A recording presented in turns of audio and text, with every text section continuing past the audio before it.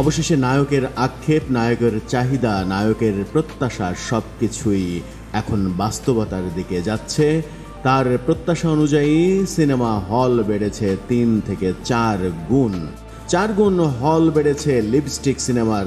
এই সিনেমার নায়ক এবং প্রযোজক আদর আজাদ সিনেমা মুক্তির আগে যে অভিযোগ করেছিলেন তাকে চক্রান্ত করে সিন্ডিকেট করে সিনেমা হল বঞ্চিত করা হচ্ছে এবং তিনি প্রত্যাশা করেন এই ছবি হল পাবেই, তাকে আটকে রাখা যাবে না। অবশেষে ঈদের 3 সপ্তাহ পরে 4 গুণ হল বাড়ল লিপস্টিকের।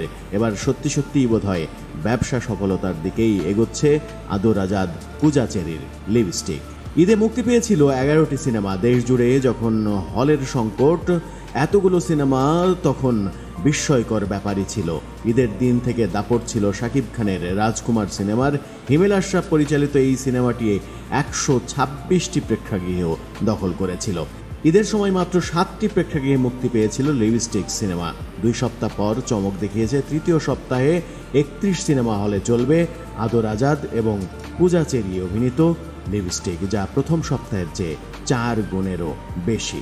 আদর আজাদ হল বাড়ার আভাস দিয়ে কদিন আগেই বলেছিলেন, ঈদের আগে বলেছিলাম আমাদের লিপস্টিক দ্বিতীয় সর্বোচ্চ হল পাবে, এটা বলেছিলাম আমাদের কন্টেন্টের জোরে। একটু দেরিতে হলেও কথাটা সত্য হচ্ছে।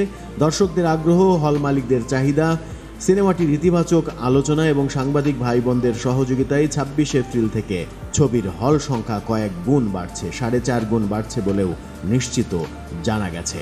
আমাদের কন্টেন্টের দাম আছে, আসলেই যে আছে সেটা এবার প্রমাণিত হচ্ছে। যারা এখনো সিনেমাটি দেখেননি, দেখার পর এটাই বলবেন তারা, এটা নিশ্চিত করে বলেছেন আদর আজাদ। অন্যদিকে দেশের একটি হলে দেখা গেছে লিপস্টিক ছবি যারা দেখতে যাচ্ছেন তাদের জন্য বিরিয়ানি ফ্রি দেয়া হচ্ছে, আর এই কাণ্ডটি চলবে 1 মাস ব্যাপী।